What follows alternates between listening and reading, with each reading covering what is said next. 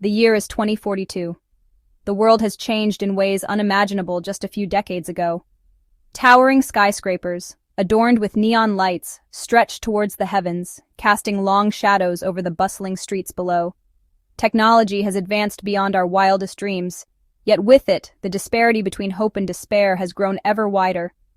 Neon lights pierce the perpetual twilight of New Shanghai. The city never sleeps, its streets alive with the hum of electric vehicles and the chatter of countless souls. Amidst this sea of humanity, stories of struggle and survival unfold, each more poignant than the last.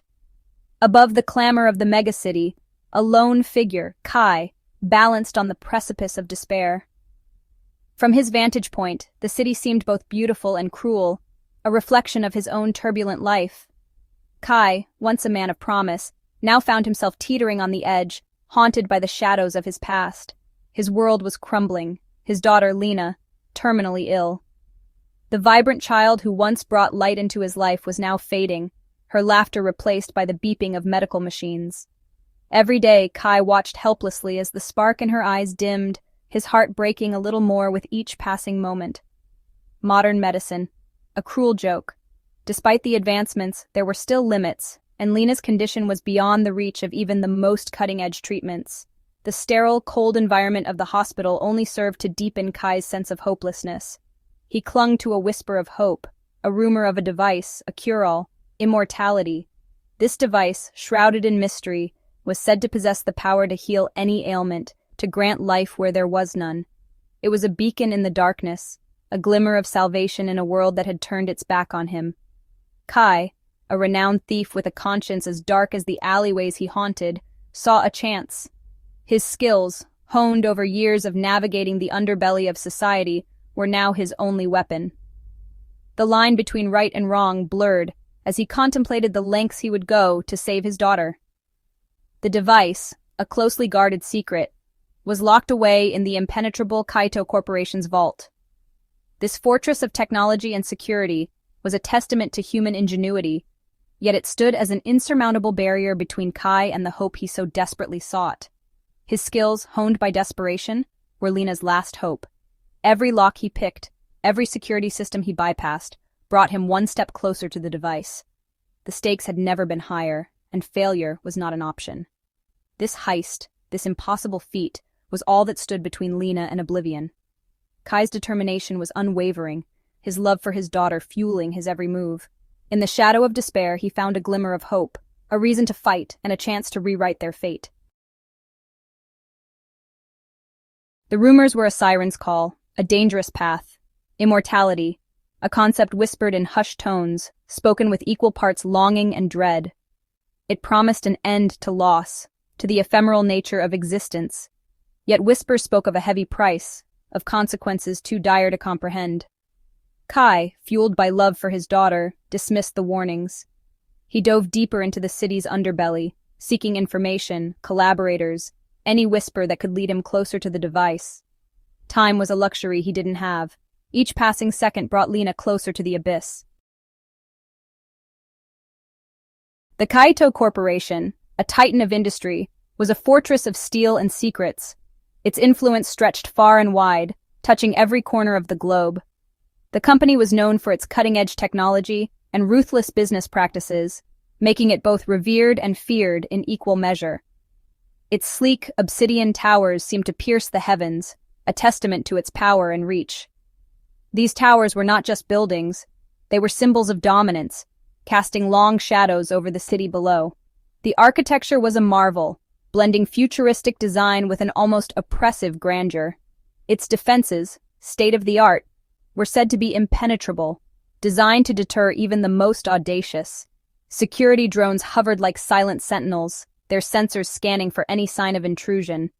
The building's perimeter was a maze of surveillance cameras and biometric scanners, each layer more sophisticated than the last.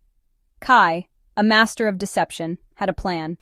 He was no ordinary thief, he was a strategist, a visionary who saw opportunities where others saw only obstacles. His mind was a labyrinth of schemes and contingencies, each more intricate than the last. He assembled his crew, a motley band of outcasts, each with a unique skill set.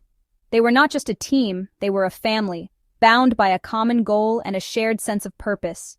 Each member brought something invaluable to the table, making them a formidable force. There was Anya, the hacker, her fingers dancing across keyboards, infiltrating systems, disabling alarms. She was a prodigy, a genius who could break through the most secure firewalls with ease. Her skills were the key to unlocking the fortress that was the Kaido Corporation. There was Ren, the muscle, his loyalty as strong as his augmented physique. He was the protector, the enforcer, the one who ensured that the team could operate without fear. His cybernetic enhancements made him a force to be reckoned with, capable of feats of strength that were beyond human.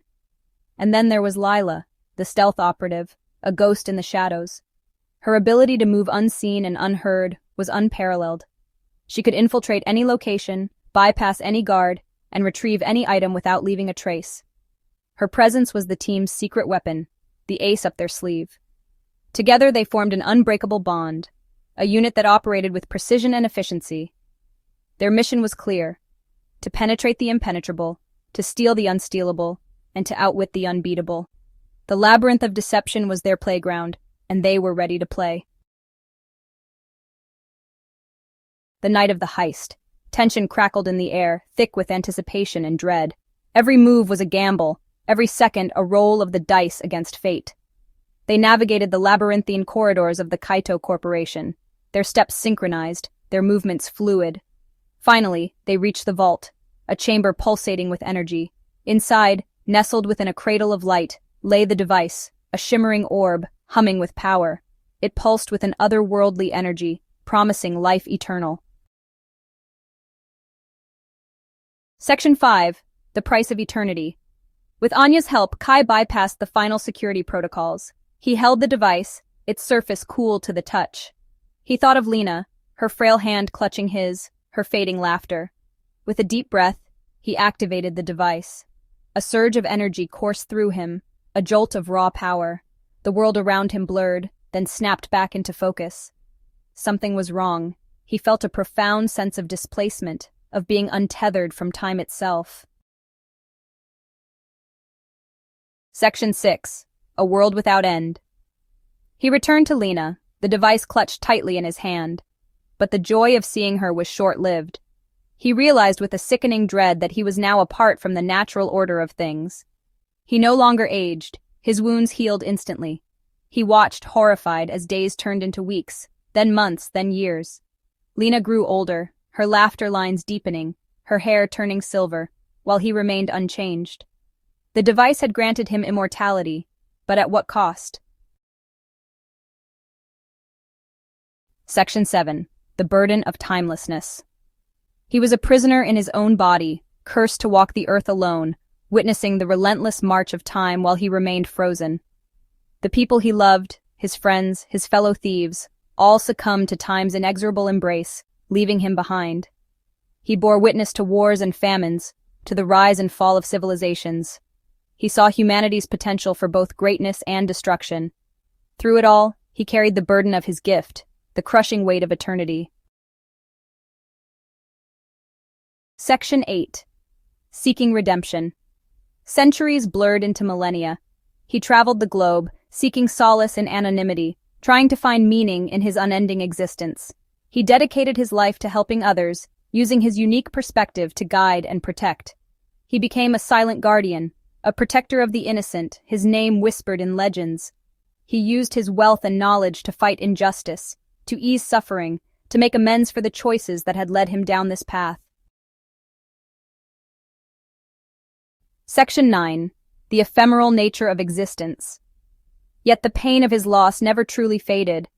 It lingered in the corners of his mind, a constant reminder of what once was and what could never be again. Every day, he would wake up with the weight of her absence pressing down on his chest, making it hard to breathe. The world around him continued to move forward, but he felt stuck in a moment that had long passed. He carried the memory of Lena, not just in his mind, but in his very soul. Her image was etched into his heart, a permanent fixture that time could not erase. He would often find himself lost in thought, reminiscing about the days they spent together, the dreams they shared, and the future they had planned. Her laughter, her love, were like melodies that played on an endless loop in his head. He could still hear her voice, soft and soothing, calling his name. He could still feel her touch, warm and comforting, as if she were right there beside him.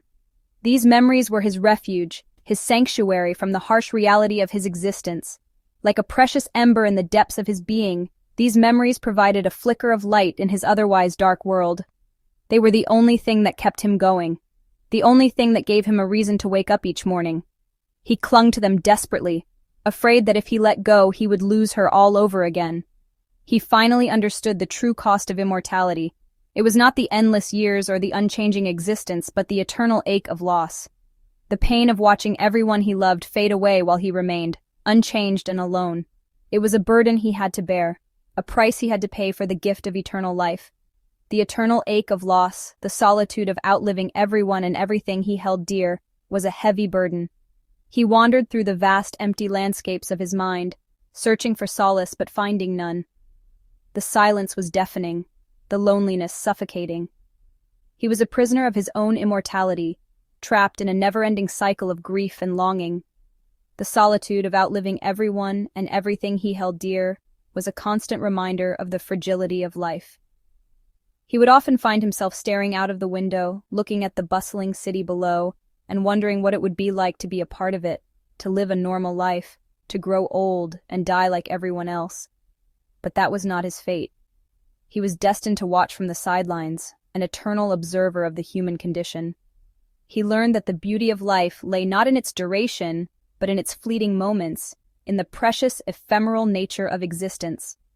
It was the brief, transient experiences that made life worth living, the moments of joy and sorrow, love and loss, that gave it meaning. He realized that it was not the length of his life that mattered, but the depth of his experiences. In the precious, ephemeral nature of existence, he found a new appreciation for the world around him.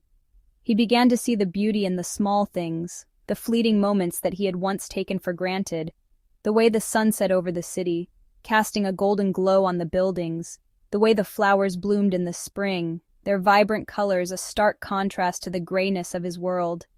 These were the moments that made life worth living. He realized that true immortality lay not in cheating death, but in living a life worthy of remembrance.